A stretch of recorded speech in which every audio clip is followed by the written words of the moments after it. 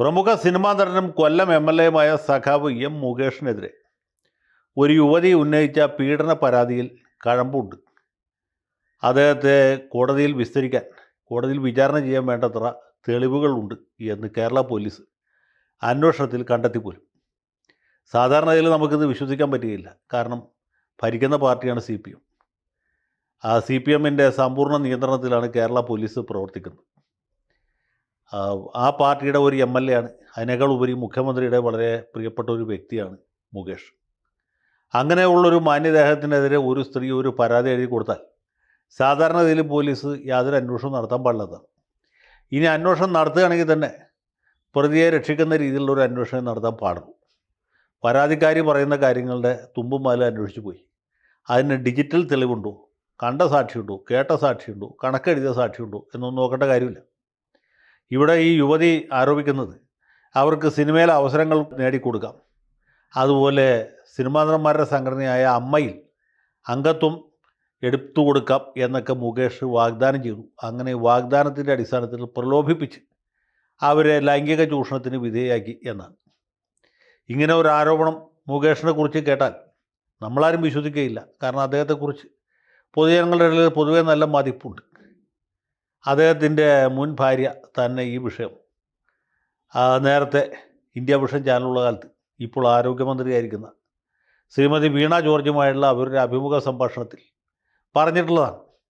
അപ്പോൾ അങ്ങനെയുള്ള ഒരു നേതാവിനെക്കുറിച്ച്, അതിനേക്കാൾ ഉപരി ഒരു സിനിമാകാരനെക്കുറിച്ച് ഇങ്ങനെ ഒരു പരാതി കിട്ടിയ പോലീസ് അത് മുഖവിലേക്ക് എടുക്കാൻ പാടില്ലാത്തത്.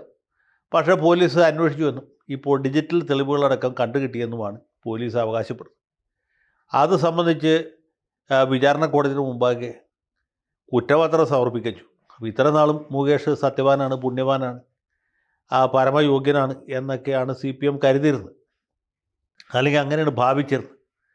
ഇതുമായി ബന്ധപ്പെട്ട ഹേമ കമ്മിറ്റിയുടെ റിപ്പോർട്ട് മുഖ്യൻ്റെ മേശപ്പുറത്തിരിക്കുന്ന സമയത്താണ് അദ്ദേഹത്തെ പാർലമെൻറ്റിലേക്ക് മത്സരിപ്പിച്ചത്. ഇദ്ദേഹത്തിൻ്റെ കഴിവുകൾ ഇവിടെ ഈ കേരള നിയമസഭയിലോ അല്ലെങ്കിൽ കൊല്ലത്തോ മാത്രം ഒതുങ്ങി നിൽക്കേണ്ടതല്ല, അങ്ങ് ഡൽഹിയിൽ ഇന്ദ്രപ്രസ്ഥത്തിൽ വരെ എത്തണം എന്നാണ് പാർട്ടി ആഗ്രഹിച്ചത്. പക്ഷേ കൊല്ലത്തെ ആളുകൾക്ക് വിവരമില്ലാത്തതുകൊണ്ട് അവർ പ്രേമേന്ദ്രനാണ് ജയിപ്പിച്ചത്. എന്തുവാട്ടെ മുകേഷ് ഇപ്പോഴും MLA ആയിട്ട് തുടരുകയാണ്.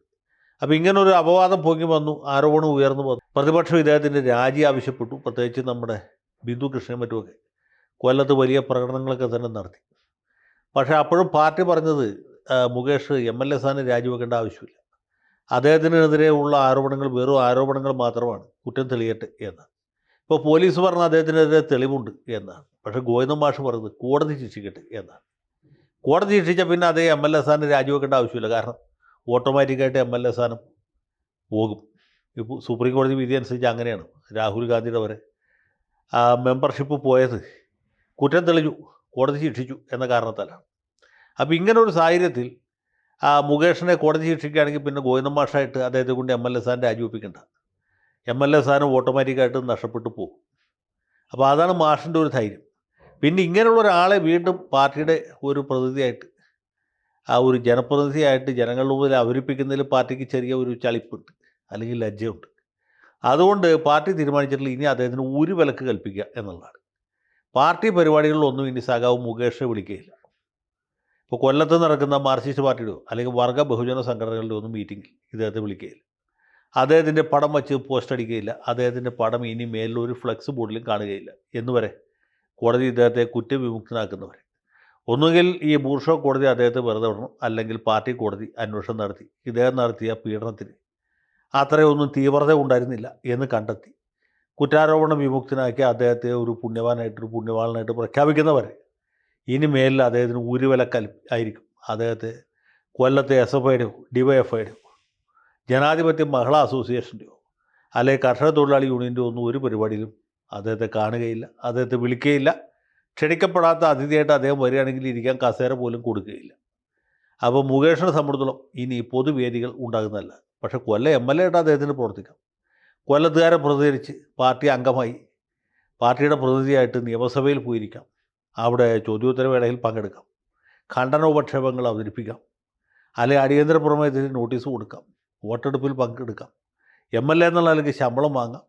അതിനൊന്നും യാതൊരു തടസ്സമില്ല, അതിനൊന്നും പാർട്ടിക്ക് എതിർപ്പില്ല. പക്ഷേ പാർട്ടിയുടെ ഒരാളായിട്ട് പാർട്ടിയുടെ വേദിയിലും വർഗ ബഹുജന സംഘടനകളുടെ വേദികളിലും അദ്ദേഹത്തെ ഇനി നമ്മൾ കാണുകയില്ല എന്നുവരെ, അദ്ദേഹത്തെ കോടതി കുറ്റവിമുക്തരാക്കുന്നവരെ.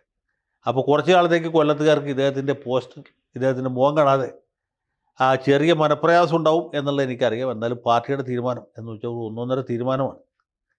അതാണ് ഈ പാർട്ടി. മറ്റു പാർട്ടികളെ അപേക്ഷിച്ച് ഈ പാർട്ടികളുടെ മേന്മ എന്താണെന്ന് വെച്ചാൽ പാർട്ടിക്ക് അറിയാം ഓരോരുത്തരുടെ പേരിൽ എന്ത് നടപടി എടുക്കണം, എന്ത് നടപടി എടുക്കാതിരിക്കണം എന്നുള്ള കാര്യം. പാർട്ടിയെ ആരും പഠിപ്പിക്കേണ്ടതില്ല. പാർട്ടിയുടെ തീരുമാനം അന്തിമമാണ്.